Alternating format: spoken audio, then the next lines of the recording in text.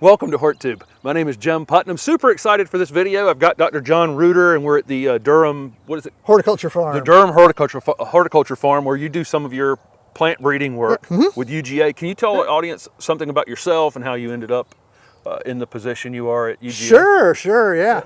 Yeah, so I'm originally from Southern California, and so I did my undergraduate at Cal Poly San Luis Obispo, wanted to learn about things about the East Coast and never seen a flowering dogwood in California, so I did a master's at Tennessee, doctorate at Florida, and so with degrees from Tennessee and Florida, I was surprised they even let me into Georgia, but it's worked out really well. And so anyway, for 20 plus years, I was our nursery crop research and extension specialist here in Georgia, and for the last 11 or so years, I've been in an endowed professorship here on campus, and so I run the trial gardens on campus. And then, not trained as a plant breeder, but I was asked to initiate an herbaceous ornamental breeding program. So we've been doing hibiscus and assorted other things, but also with that, I've had a passion for conifers and hollies for a number of years.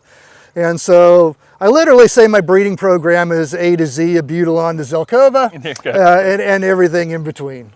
One thing I want to mention right out of the gate here in this video is we were at Cox Arboretum in November, interviewing Tom Cox, and Tom gave us his book, and Dr. John Ruter's name came up in it because they wrote the book together. Yes. Yeah. We forgot the book at home. Tom was nice enough to sign it for us, give it to us, sign it for us, and we were going to get the other signature and forgot the thing at the house. Since then, Tom is passed. Yes. So how did you come to write the conifer book with him? Yes, yeah. So Tom and I met in 2003, I believe it was. And so he had contacted me. I think we met at a Georgia Green Industry show. And just sat down, talked for a few minutes. And then later that summer, some of you might remember the SNA research conference and trade show that used to go on in August. And so I had an afternoon free after giving a talk, and so I drove up to Canton from Atlanta and spent the afternoon with Tom, and our relationship just took off from there. Actually, I had in 1996, having worked with conifers as an undergraduate in California, I had a passion for that. And I had a lot of people telling me down in Tifton, South Georgia, Zone 8B, that the only conifer you could grow were junipers or pine trees and rose. I mean, even I had colleagues telling me, you never grow anything blue or gold in South Georgia. It's just not going to happen. And so about 1996, I actually put together two different conifer valuation programs. So in Tifton, I had about 150 different conifers of all different anything I thought might grow well in a Zone 8 climate. And then I sort of replicated that in Savannah at the old bamboo farm, which is now a botanical garden over there.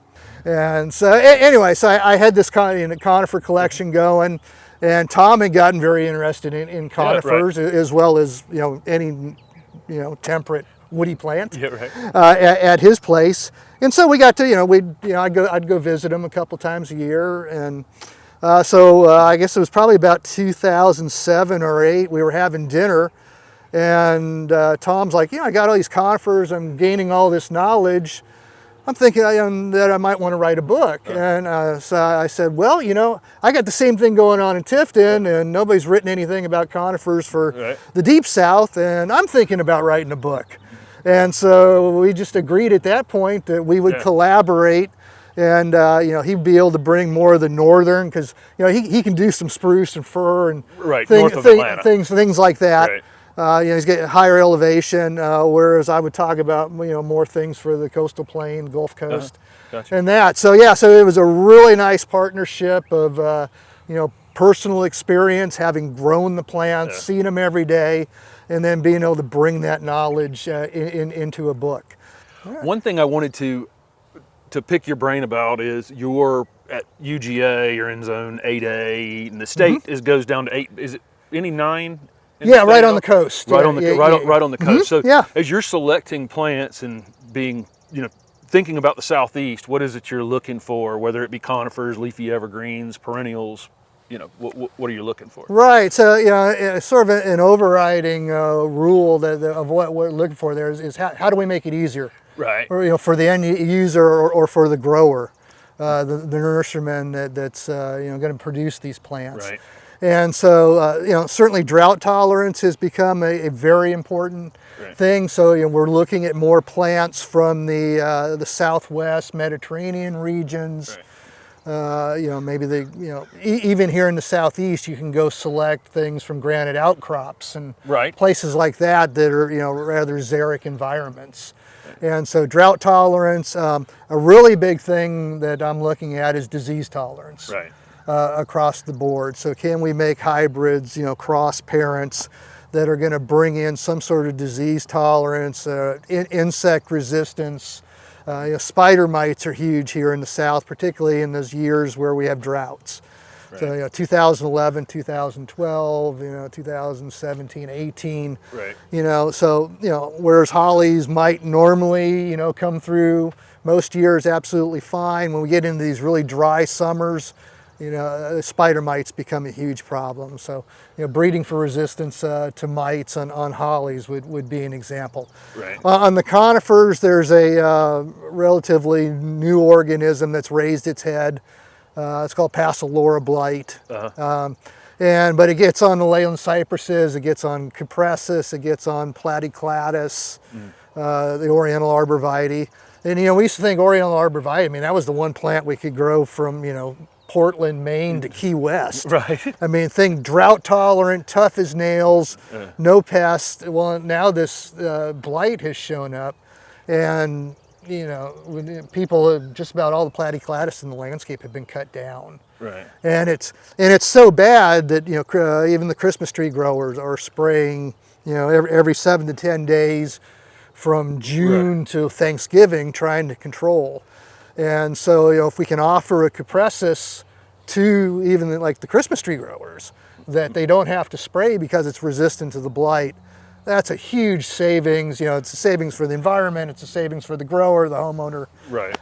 Cuts down production costs and everything. So, and all of those points are that way. If it's cutting down on water usage, if it's cutting down on chemical usage, if it's cutting down on, all of those are positives. Yes, and more and more homeowners are wanting smaller yards.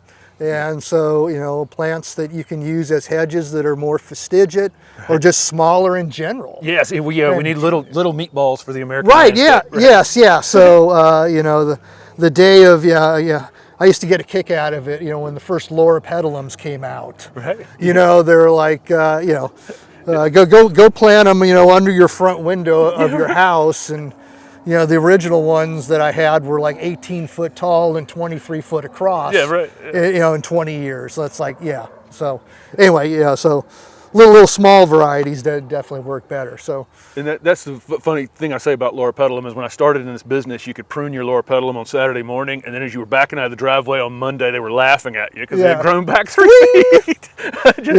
just that fast. And so and then now with us hitting 6 degrees here.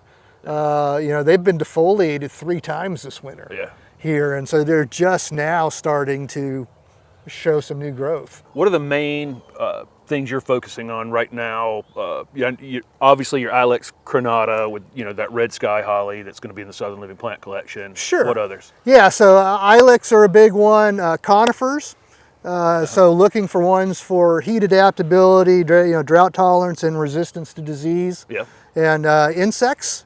Coming up with new colors, blues and yellows that will do well all the way down to the Gulf Coast to Minnesota. Right. So some really unique stuff. We're standing next to some of the This is one of our original cupressus selections that's resistant to this blight that's taking out cupressus, here in the Southeast.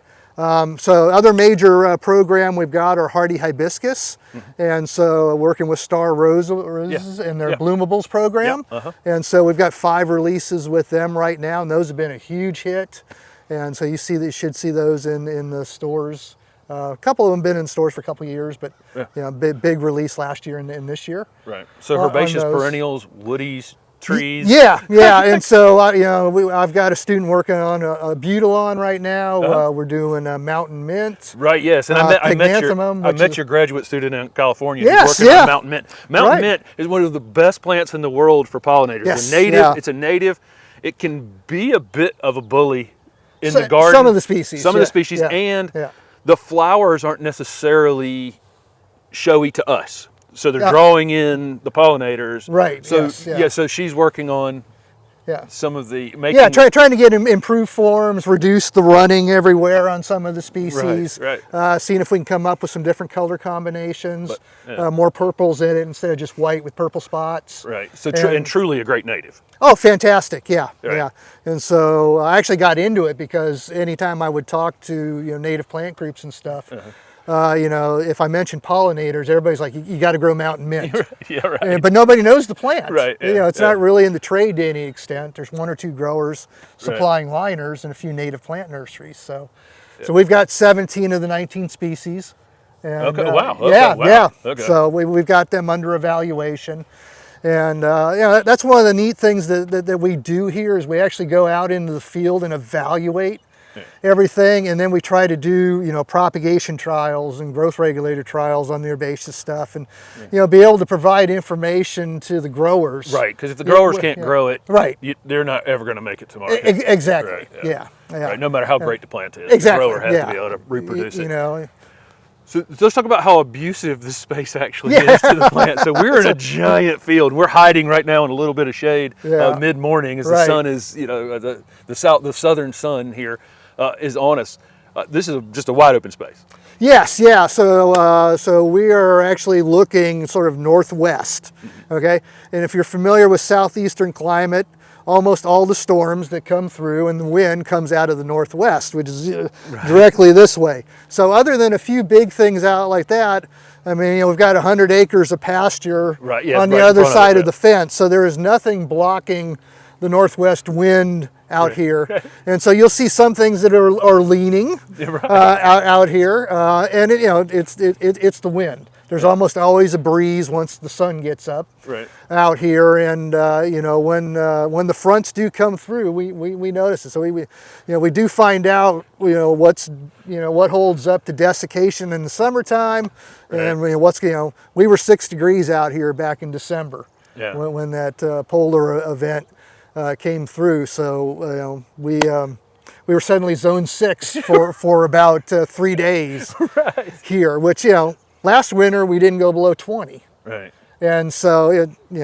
we hadn't really had a winter in 10 years here in the southeast. And a lot of these things that we're looking at out, they've been in the ground for 6 or 7 years. They've had a real winter. They've had a real summer. They've had a real everything that can be thrown at it over that period of time. They've probably had these larger ones have been out here since 2012. Okay. The last major winter we had when we went to 5 degrees was 2014. Yeah.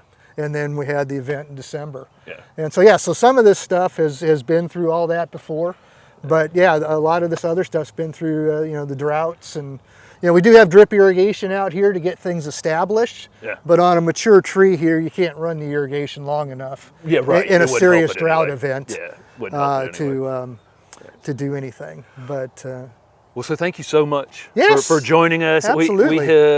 I had filmed with you for another event for a couple years ago, and then we ran into each other in California, of all places, and I was like, I really, really want to come and look at what you have going on. So thank you so much, Dr. Absolutely. Ruter. Yeah. Good to Enjoyed see you again. it. Absolute.